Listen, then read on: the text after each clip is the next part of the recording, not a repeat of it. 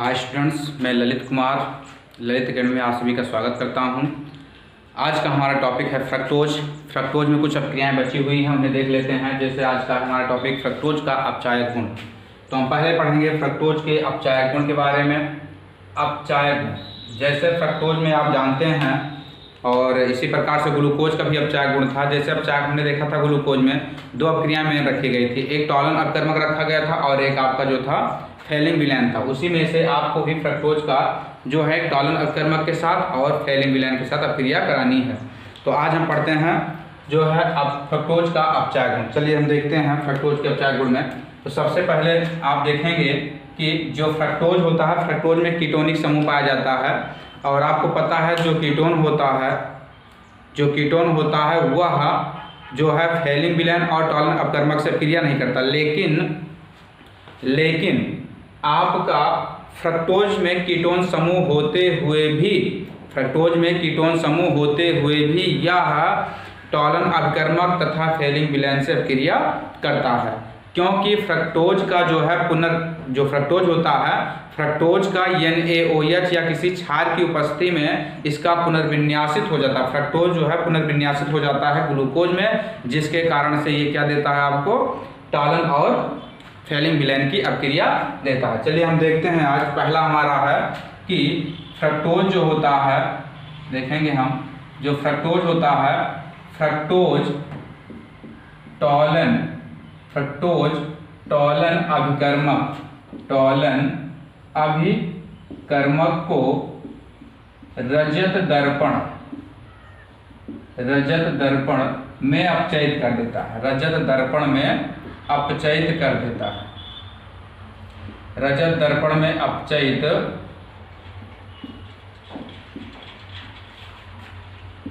कर देता है। तो हमें ध्यान देना है कि जो फ्रक्टोज होता है, जैसे विकल्प में पूछ लेते हैं कि कीटोन है आपका, फ्रक्टोज है, क्या हुआ है जो है टॉलन अपकर्मक अपक्रिया देगा, तो देता है अपक्रिया पर, टॉलन अपकर्मक अपक्रिया देता है। लेकिन यही ध्यान देना है कि जो कीटोन होते हैं, जैसे एसीटोन हुआ, ये सभी टॉलन अपकर्मक अपक्रिया नहीं देते हैं। लेकिन फ्रक्टोज में कीटोनिक समूह उपस्थित होने के कारण भी यह टॉलन और फेलिंग अपकर्मक अपक्रिया देता है। टॉलन में ये रजत दर्पण देता है आपका, रजत का मतलब हुआ सिल्वर, रजत दर्पण देता है। जैसे इसकी अगर अपक्रिया की बात करते हैं हम, तो आपको पता है फ्रक्टोज का जो अणुसूत्र होता है C6H12O6 होता है। फ्रक्टोज और ग्लूकोज का अणुसूत्र एक ही है आपका। तो यहाँ हो जाएगा आपका CH2OH और यहाँ हो जाएगा C double bond O।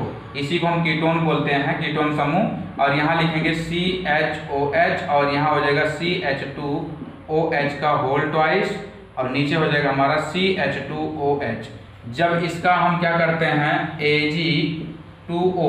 Ag2O का जब हम अपचयित करते हैं, तो अपक्रिया कराते हैं, तो इसमें क्या होता है कि यहाँ का ये दोनों हाइड्रोजन आप देखेंगे, ऊपर से देखते हैं तीसरे नंबर का जो कार्बन है उस पर उपस्थित जो हाइड्रोजन होते हैं वो टॉलन अपकर्मक में उपस्थित ऑक्सीजन से संयोजित होकर के जल का निर्माण करते हैं।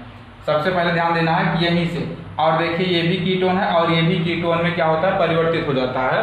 तो ये आपका बन जाएगा यहाँ पर CH2OH और C डबल बॉन्ड O, और C डबल बॉन्ड O आपको दे देगा। अब देखिए यहाँ पर डबल कीटोन उपस्थित है आपका, डबल कीटोनिक समूह आ जाता है, और ये वाला बदल गया आपका कीटोनिक समूह में, और यहाँ हो जाएगा हमारा CH2OH का होल ट्वाइस, हो जाएगा CH2OH का होल ट्वाइस, और यहाँ हो जाएगा CH2OH, ये हो जाता है। और हमें जो देगा वो रजत दर्पण देता है, हमें रजत दर्पण देता है। तो यहाँ देखते हैं 2 Ag है हमारा, तो यहाँ हो जाएगा 2 Ag, इसी को हम बोलते हैं रजत दर्पण। इसमें जो मेन आपको मिलेगा मुख्य प्रोडक्ट वो रजत दर्पण मिलता है। तो यहाँ आपका होता है रजत दर्पण। तो क्या करता है, फ्रक्टोज Ag2O यानी टॉलन अपकर्मक को रजत दर्पण में कन्वर्ट कर देता है, बदल देता है। और यहाँ देखिए H और H, ये दोनों H जो आपके हैं H2 और यहाँ का O मिलकर के हमें देता है H2O। तो ये हो जाता है हमारा जल। तो यही है आपका कि अपचायक गुण। तो पहला आपने पढ़ा फ्रक्टोज जो क्या करता है, टॉलन अपकर्मक को अपचयित कर देता है रजत दर्पण में। और दूसरा हम पढ़ेंगे, जब दूसरा पढ़ते हैं तो जो दूसरा गुण होता है इसका कि फ्रक्टोज इसे कहते हैं टॉलन अपकर्मक, टॉलन अभिकर्मक। टॉलन अपकर्मक कहते हैं इसे। तो आपका फ्रक्टोज जो होता है, फ्रक्टोज फेलिन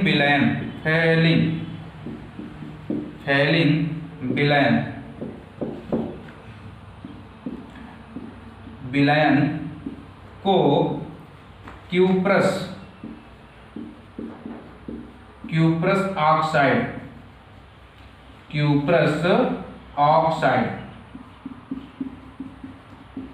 इसका सूत्र होगा Cu2O। क्यूप्रस ऑक्साइड के लाल अवक्षेप में अपचेत कर देता है। लाल अवक्षेप क्यूप्रस ऑक्साइड का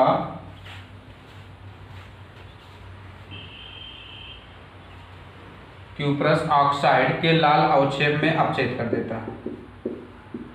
अपचयित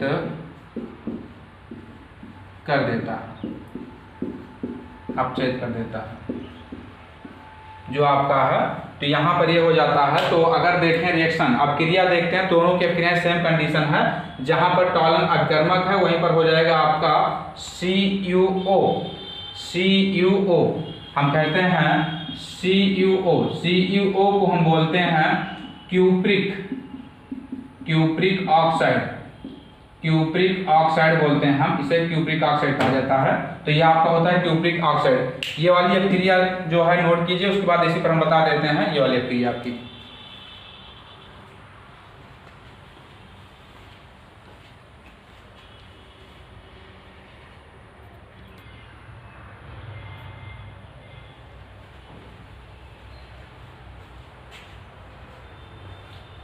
चलिए देखिए, तो ये आपका हो जाता है। तो नीचे ये स्टेटमेंट भी नोट कर लीजिएगा। तो हम यहीं पर जो टॉलन अपकर्मक है यहीं पर हम थोड़ा सा परिवर्तन कर देते हैं बस, और कुछ चेंज नहीं करना है इसमें, बाकी सब कुछ वही रहेगा। केवल यहीं पर आपका थोड़ा सा परिवर्तन करना है। यहीं पर हो जाएगा CuO। इसी को हम कहते हैं फेलिक विलेन कहते हैं, यही इसी को कहते हैं फेलिक विलेन। तो ये आपका हो जाता है फेलिक विलेन हो जाता है। और यहीं पर हम 2 ले लेते हैं, यहीं पर 2 लगा लेते हैं। यहाँ का एक ऑक्सीजन और यहाँ का H और यहाँ का H, ये दोनों मिलकर के H2O बना लेंगे। और यहाँ 2 Cu बच रहा है हमारा, ये हो जाएगा Cu2O। तो हमें मिलता है लाल अवक्षेप, क्यूप्रस ऑक्साइड का लाल अवक्षेप देता है, लाल अवक्षेप प्राप्त होगा। तो ये होता है हमारा लाल अवक्षेप। तो क्या आप जानते ही होंगे कॉपर का जो परमाणु क्रमांक है वो कितना है? कॉपर का परमाणु क्रमांक 29 होता है। कॉपर का परमाणु क्रमांक जो होगा वो 29 होता है। और आपको पता है ये आप बाउ के जो ऊर्जा स्तर नियम है उस नियम का अपवाद है। आप बाउ के नियम का ये क्या है? अपवाद है। एक आपका कॉपर हो जाता है उस श्रेणी में, और एक उसी श्रेणी में आपको मिलता है Cr, जिसे हम कहते हैं क्रोमियम। Cr को क्रोमियम कहा जाता है। तो आपका ये दोनों क्या है? अपवाद हैं। इसका परमाणु क्रमांक 29 होता है और इसका परमाणु क्रमांक 24 होता है। Cr का परमाणु क्रमांक कितना? 24। ये आपके पेपर के लिए। और इसी में अगर देखते हैं हम, इसी के जस्ट बगल एक तो एलिमेंट्स होता है आपका Zn। इसी के जस्ट बगल Zn होता है जिसका परमाणु क्रमांक 30 है। इसका परमाणु क्रमांक 30 आपको मिलेगा। और अगर देखते हैं तो ये संक्रमण तत्व नहीं है। पेपर के दृष्टि से अच्छा टॉपिक है, पॉइंट है। क्या है? Zn जो आपका है एक संक्रमण तत्व नहीं है। और पूछे क्यों नहीं है तो आप कह सकते हो इसका बाह्यतम कोश जो होता है पूर्ण रूप से क्या होता है? भरा हुआ होता है, क्योंकि इसमें आयुग्मित इलेक्ट्रॉन उपस्थित नहीं होते हैं, जिसके कारण से क्या होता है? संक्रमण तत्व नहीं है आपका। ये संक्रमण तत्व नहीं है आपका, एलिमेंट्स नहीं है आपका। तो ये है आपका। तो आपने रिएक्शन नोट कर लीजिए जल्दी से, हम आगे बढ़ते हैं।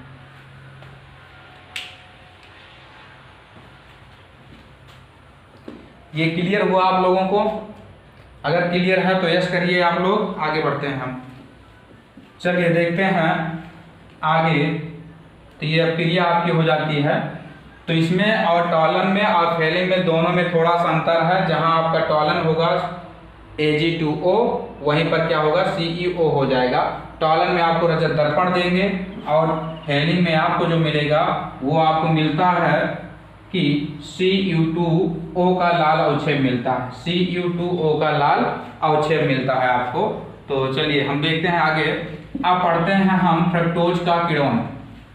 अब हम पढ़ेंगे फ्रक्टोज का किण्वन। देखते हैं।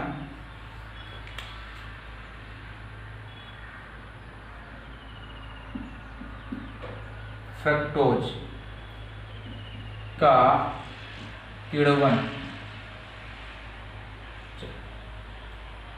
जिस प्रकार से हम ग्लूकोज का किण्वन करते थे उसी प्रकार से हम फ्रक्टोज का भी किण्वन करेंगे। जिस प्रकार से हम ग्लूकोज का किण्वन करते थे उसी प्रकार से। तो आपको मालूम है, देखना है हमें, जैसे हमने फ्रक्टोज ले लिया तो ये आपका फ्रक्टोज हो जाता है। जब फ्रक्टोज में हम क्या करते हैं, ईस्ट मिला देते हैं। तो जब फ्रक्टोज में ईस्ट मिला दिया जाता है तो ईस्ट में उपस्थित जाइमेस एंजाइम एक होता है। ईस्ट में एक जाइमेस एंजाइम उपस्थित होता है। तो जाइमेस एंजाइम जो होता है आपका, ये जाइमेस एंजाइम, तो ये जाइमेस एंजाइम ग्लूकोज या फ्रक्टोज, चाहे आप यहाँ ग्लूकोज ले लीजिए और चाहे आप यहाँ फ्रक्टोज ले लीजिए, दोनों में से कोई एक ले सकते हैं आप। तो क्या होता है, चाहे ग्लूकोज हो या फ्रक्टोज हो, दोनों में से कोई एक होगा। उसमें जब हम ईस्ट मिला देते हैं तो ईस्ट मिलाने पर उसमें जो जाइमेस एंजाइम होता है, ये जाइमेस एंजाइम फ्रक्टोज या ग्लूकोज को एथिल एल्कोहल में क्या करता है, बदल देता है। C2H5OH एथिल एल्कोहल, इसको और लिख सकते हैं इस तरीके से CH3CH2OH, इसे हम लिख सकते हैं। इसे कहते हैं एथिल एल्कोहल। तो ये एथिल एल्कोहल में क्या करता है, कन्वर्ट हो जाता है। जो आपका ग्लूकोज या फ्रक्टोज होगा वो एथिल एल्कोहल में बदल जाता है। तो एथिल एल्कोहल ये आपका हो जाता है एथिल एल्कोहल हो जाएगा।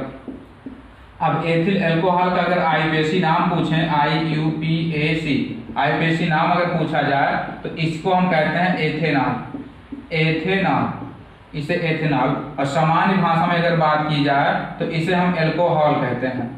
सामान्य भाषा में अगर बोला जाए तो यही हमारा एल्कोहल है और इसी को हम बोलते हैं शराब। यही शराब का सूत्र है, इसे शराब भी कहा जाता है। तो आपका जो होगा तो C2H5OH एथिल एल्कोहल, C2H5OH को हम सामान्य नाम के तौर से एथिल एल्कोहल और सामान्य अगर वैसे देखा जाए तो इसे भी एल्कोहल, यानी एथिल एल्कोहल को ही एल्कोहल बोला जाता है। और इसका आईपीएसी नाम अगर देखते हैं तो एथेनॉल है और इसी को हम क्या कहते हैं, शराब कहते हैं। अगर शराब का सूत्र की बारे में बात आती है तो हम कहेंगे CH3CH2OH या फिर C2H5OH। और जो जाइमेस एंजाइम जो होता है इसे इसके अतिरिक्त इसमें जो है carbon dioxide CO2 carbon dioxide में भी तोड़ देता है। कार्बन डाइऑक्साइड, तो इसे कार्बन डाइऑक्साइड में भी तोड़ देता है। कार्बन डाइऑक्साइड जो होती है आग बुझाने में काम आती है। अगर तुमसे पूछा जाए कार्बन डाइऑक्साइड कहाँ निकलती है तो आप देखेंगे जैसे जहाँ पर ज्वाला वाला उठती है, जैसे घर में गांव या जो है हम गांव में देखते हैं तो इस समय ठंड आ रही है तो ठंड में अलाव जलता है, यानी तपता जिसे कहते हैं, तपता जलता है। तो तपता जब जलने लगता है, पूरा ढक के जलता है तो उस पे जो है कार्बन डाइऑक्साइड CO2 गैस निकलती है। वहां पर जब तपता जलने लगता है वहां पर कार्बन डाइऑक्साइड निकलती है। लेकिन जब तपता जलता नहीं है, सुलगता है, जब सुलगता है, धुआं देता है, तो उस धुएं में जो है कार्बन मोनोऑक्साइड होता है, CO कार्बन मोनोऑक्साइड। कार्बन जब लकड़ी जलना नहीं शुरू करती है, लकड़ी जलती नहीं है, धुआं फेंकती है, तो कार्बन मोनोऑक्साइड देती है, वहां पर कार्बन मोनोऑक्साइड गैस देती है। और ये कार्बन मोनोऑक्साइड इसकी अपेक्षा ये नुकसानदेह है। कार्बन मोनोऑक्साइड नुकसानदेह है, इसे कहते हैं हम दम घोटू गैस कहते हैं। कार्बन मोनोऑक्साइड को हम कहते हैं दम घोटू गैस बोलते हैं। कार्बन मोनोऑक्साइड को दम घोटू गैस कहा जाता है। जिससे आप देखते होंगे तपता वपता जो जलाते हैं, अगर तपता नहीं जलता रहता है या अलाव नहीं जलता है तो क्या करते हैं, उसको फूंकते हैं मुंह से। और जब फूंकते हैं, जब धुआं अंदर चला जाता है बहुत तेज से खांसना शुरू कर देते हैं। और जब खांसते हैं तो इसी की वजह से जो कार्बन मोनोऑक्साइड गैस है, इसी की वजह से वो खांसना शुरू कर देते हैं। तो आप कह सकते हैं ग्लूकोज या फ्रक्टोज जो होता है उसमें जब क्या करते हैं, ईस्ट मिला देते हैं, तो ईस्ट में उपस्थित जाइमेस एंजाइम जो होगा वो जाइमेस एंजाइम क्या करेगा, ग्लूकोज और फ्रक्टोज को एथिल एल्कोहल और कार्बन डाइऑक्साइड गैस में तोड़ देता है। तो जो नोट करना हो नोट कर लीजिए, नहीं अन्यथा इसका हम रिएक्शन कराना शुरू करें।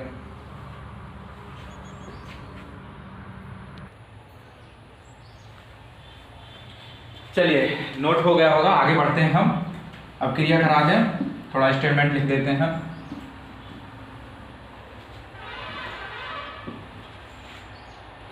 चलिए देखते हैं हम जो है आपका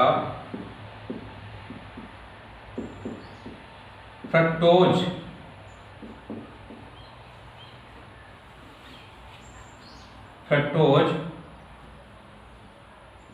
में ईस्ट मिलाने पर ईस्ट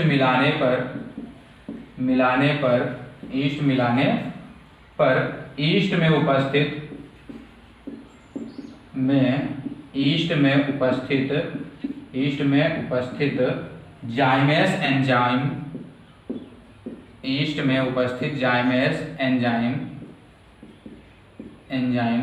फ्रक्टोज को एथिल अल्कोहल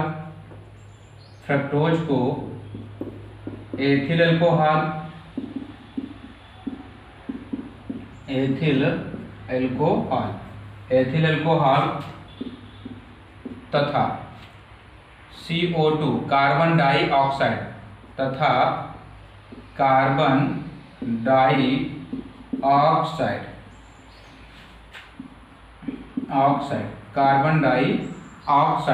में परिवर्तित कर देता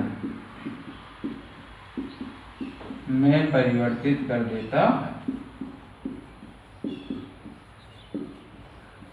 तो ये आपका स्टेटमेंट हो जाता है कि फ्रक्टोज में अगर ईस्ट मिला दिया जाए तो ईस्ट में ही उपस्थित जो है आपका जाइमेस एंजाइम फ्रक्टोज को एथिल अल्कोहल और कार्बन डाइऑक्साइड में परिवर्तित कर देता है। तो इसी ही प्रकार आपका जो है स्टेटमेंट हो जाता है ग्लूकोज का भी। तो देखिए यहाँ हो जाएगा आपका C6H12O6, इसे कहते हैं हम फ्रक्टोज। क्या है आपका, ये फ्रक्टोज है। फ्रक्टोज को हम क्या करेंगे, इसमें ईस्ट मिला देंगे और ईस्ट में ही उपस्थित जाइमेस एंजाइम ईस्ट में उपस्थित जाइमेस एंजाइम। तो ईस्ट में उपस्थित आपका जो जाइमेस एंजाइम होगा वो ग्लूकोज को क्या करेगा, एथिल अल्कोहल।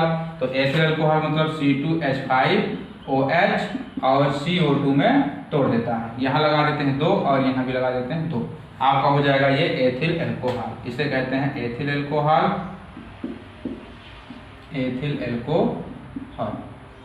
इसी को हम कहते हैं एथेनॉल। और इसे कहते हैं हम कार्बन डाइऑक्साइड।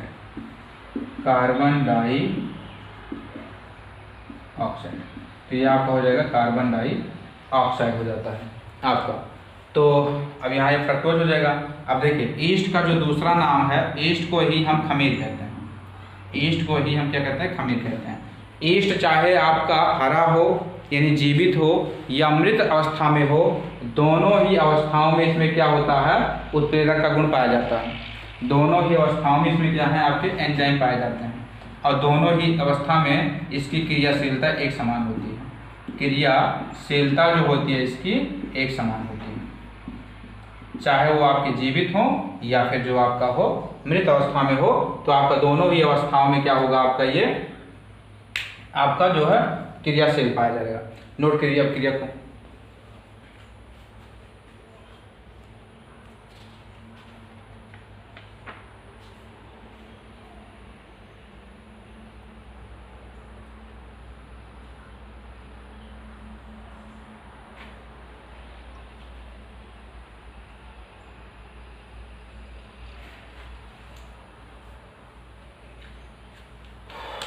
चलिए नोट हो गया होगा, आगे बढ़ते हैं हम। देखिए एक नोट में लिख सकते हैं आप NOTE नोट, जो है ग्लूकोज का जो अपचायक गुण है, छूट गया हमसे, ग्लूकोज का जो अपचायक गुण है, अपचायक गुण, उसमें हमने बताया आपको कि ग्लूकोज है, सॉरी यहाँ फ्रक्टोज होगा। हमने कारण बताया था कि यह टॉलन अपकर्मक और फेलिंग बैलेंस से क्यों अपक्रिया करता है, क्योंकि बात यह है कि क्षार की उपस्थिति में जो फ्रक्टोज होता है वो पुनर्विन्यासित हो जाता है, ग्लूकोज में पुनर्विन्यासित हो जाता है और जिसके कारण से क्या करता है, आपका ये अपक्रियाएं देता है और इसे कहते हैं इनोलाइजेशन कहते हैं, इनोलाइजेशन कहते हैं। तो हम यहाँ नोट में लिख देते हैं जो अपचायक गुण है आपका, नोट कारण क्या है, इसका रीजन क्या है, छूट गया था। तो कारण यही है कि क्षार की उपस्थिति में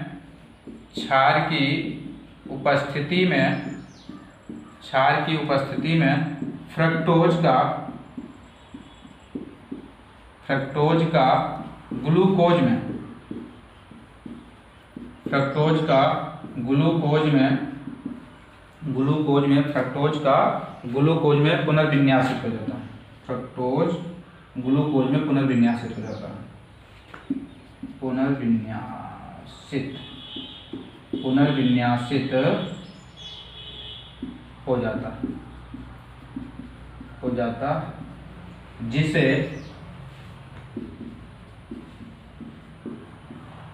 अब देखिए क्या कह रहे हैं, क्षार की उपस्थिति में जो फ्रक्टोज होगा वो किसमें कन्वर्ट हो जाएगा, ग्लूकोज में कन्वर्ट हो जाता है। ठीक है ना।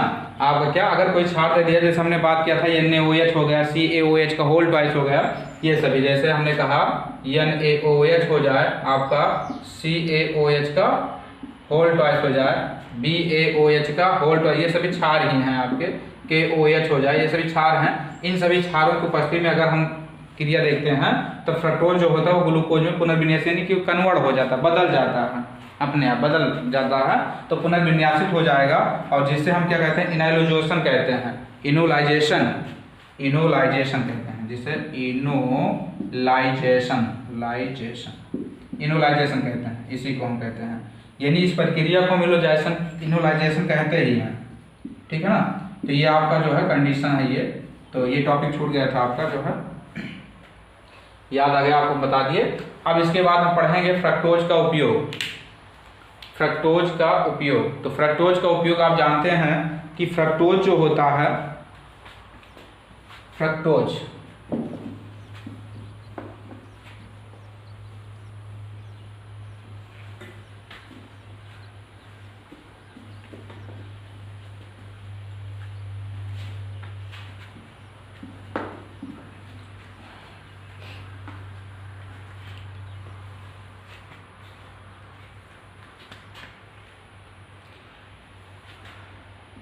पुनः हम फ्रक्टोज के बारे में बता देते हैं। फ्रक्टोज आप जानते हैं इसका अणुसूत्र जो होगा C6H12O6 होता है। फ्रक्टोज जो है, फ्रक्टोज को हम फलों की शर्करा कहते हैं, फ्रक्टोज को लेबुलोस बोला जाता है, लेबुलोस कहते हैं। फ्रक्टोज को ही कीटोहेक्सोस बोला जाता है, कीटोहेक्सोस बोलते हैं। और सब बात आती है अगर कि सबसे मीठी कौन सी शर्करा है, तो सबसे मीठी शर्करा कहते हैं इसे, सबसे मीठी शर्करा है, सबसे मीठी शर्करा। अगर बात करें चीनी की तुलना में कितनी मीठी है, तो चीनी की तुलना में यानी चीनी से 1.75 गुना, लगभग 2 गुना मीठी है। चीनी से 1.75 गुना क्या है, ये मीठी है। तो ये आपका हो जाता है। तो इसका अगर अणुसूत्र देखते हैं तो C6H12O6 है। इसे लेबुलोस भी कहा जाता है क्योंकि ये यल यानी कि वामावर्तक इसका गुणक है। और ये फलों की शर्करा है, इसे कीटोहेक्सोस भी कहते हैं, सबसे मीठी शर्करा है। और चीनी से 1.75 गुना क्या है आपका, मीठा है आपका, ये होता है। अब बताइए अगर इतना मीठा है तो सेवर सी बात है, पानी में क्या होगा, विलय होगा। तो ये क्या है आपका, पानी में, यानी पानी में क्या है आपका, घुलनशील है या विलय है। इसकी विलयता जो है वो अधिक है, पानी में क्या है आपका, ये विलय। तो आपका इतनी चीज़ें हो जाती हैं। ठीक है ना। और अगर बात करें हम थोड़ा सा और ले लें तो ये शहद में लगभग 50% पाई जाती है। शहद में जो है लगभग ये 50% के समथिंग पाई जाती है शहद में आपका। तो फ्रक्टोज के बारे में इतने फैक्ट हैं आपके। तो अगर हम देखते हैं कि फ्रक्टोज के बारे में नोट करना हो, नोट कर लीजिए इसे।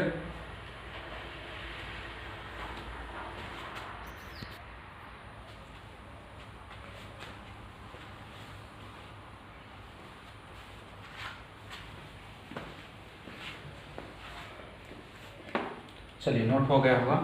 अब आगे देखते हैं उपयोग, यूसेज ऑफ फ्रक्टोज।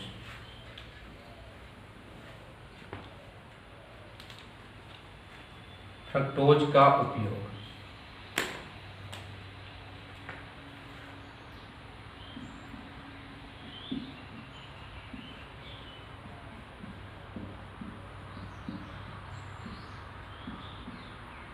फ्रक्टोज के उपयोग बाद इसका केवल जो बचेगा परीक्षण बचेगा या तो फिर इसकी संरचना बचेगी फ्रक्टोज की। तो फ्रक्टोज का उपयोग अगर देखते हैं, जैसे हमारे पास अगर चीनी नहीं है, ऐसे देख लें, अगर हमारे पास चीनी नहीं है तो चीनी के विकल्प के रूप में, यानी अगर चीनी नहीं है तो हम फ्रक्टोज का प्रयोग कर सकते हैं।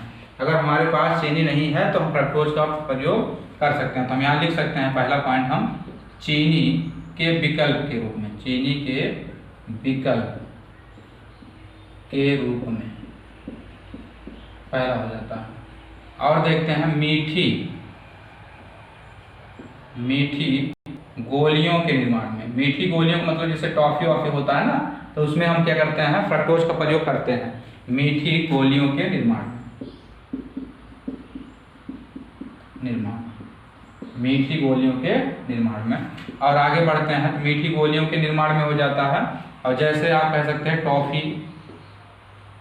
टॉफी के निर्माण में, तो टॉफी के निर्माण में भी प्रयोग किया जाता है, टॉफी के निर्माण में, यानी टॉफी वॉफी बनाया जाता है आपका फ्रक्टोज से बनाते हैं। अगर चीनी नहीं मिलती तो हम चीनी की जगह पर फ्रक्टोज, अगर हमारे पास है तो फ्रक्टोज का प्रयोग कर सकते हैं। और इसका निर्माण जो फैक्ट्रियाँ जो होती है कारखानों में, वो टॉफी बनाने में इसका प्रयोग किया जाता है। और एक चीज़ और है, मधुमेह रोगी। आप लोग जानते हैं मधुमेह रोगियों, तो मधुमेह जो रोगियों होते हैं, मधुमेह का मतलब ये होता है कि जो शुगर वाले पेशेंट होते हैं, उनके लिए, तो मधुमेह रोगियों के शर्करा के रूप में, मधुमेह रोगियों को शर्करा के रूप में, मतलब जो शुगर वाले जो पेशेंट होंगे उनको चीनी नहीं दे सकते, हम नहीं चीनी देंगे लेकिन इसको देते हैं। लेकिन अब देखिए, ध्यान देना है हमको कि ये चीनी से भी ज़्यादा मीठी होती है। तो मधुमेह रोगियों को शर्करा के रूप में, शर्करा के रूप में। और अगर देखें हम औषध निर्माण, औषध जैसे सिरप जो बनता है, सिरप, औषधियों के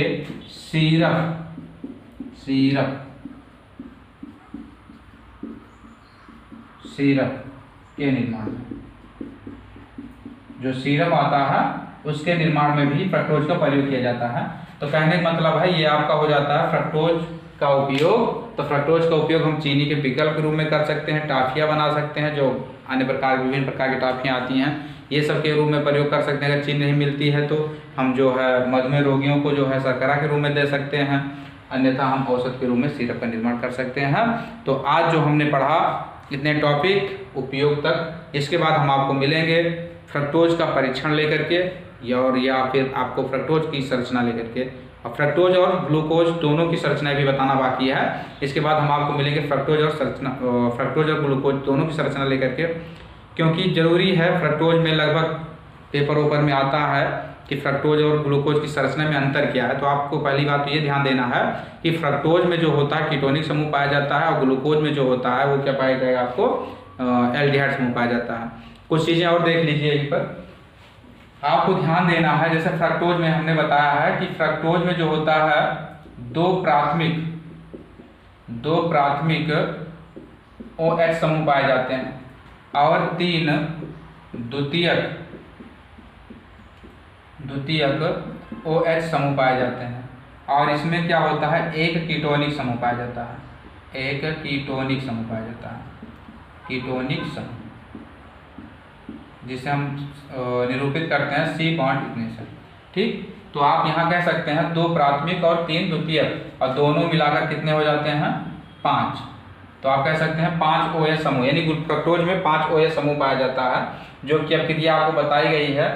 पीछे आप वीडियो में देखेंगे अपक्रिया हमने बताया है कि वो अपक्रिया क्या होती है, यही सिद्ध करती हैं कि इसमें 5 OH समूह उपस्थित है। जिससे हमने बताया एस्टिलीकरण बताया है, एस्टिलीकरण हो जाए आपका, एस्टिलीकरण में आप देखेंगे एस्टिल क्लोराइड और जो आपका एस्टिक एनहाइड्राइड दोनों से क्रिया कराई गई है। तो वहाँ पर अगर बात हम करते हैं ग्लूकोज की,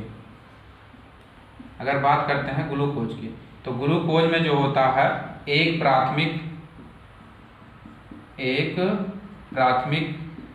OH समूह पाया जाता है, जबकि 4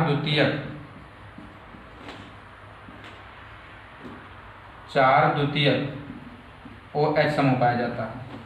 और आपका जो है एक एल्डिहाइड समूह पाया जाएगा, एल्डिहाइड, एक एल्डिहाइड समूह यानी बॉन्ड CHO ये पाया जाएगा। और इन दोनों को अगर ऐड करते हैं तो हमें मिलता क्या है आपको 5 OH समूह, यानी 5 OH समूह पाया जाता है। तो आप कह सकते हैं फ्रक्टोज और ग्लूकोज में 5 OH समूह पाया जाता है दोनों में। इसमें जो है आपका एक कीटोनिक समूह और इसमें एक एल्डिहाइड समूह पाया जाएगा।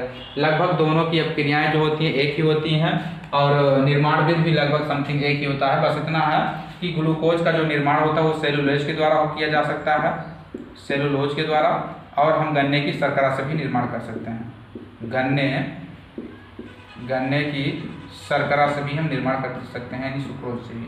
और फ्रक्टोज का जो निर्माण होता है, फ्रक्टोज का निर्माण हम इनुलिन से कर सकते हैं, इनुलिन से कर सकते हैं, जो आप देख रहे हैं यहाँ पर, ठीक है, इनुलिन से प्रयोग कर सकते हैं। और गन्ने की शर्करा से भी, गन्ने की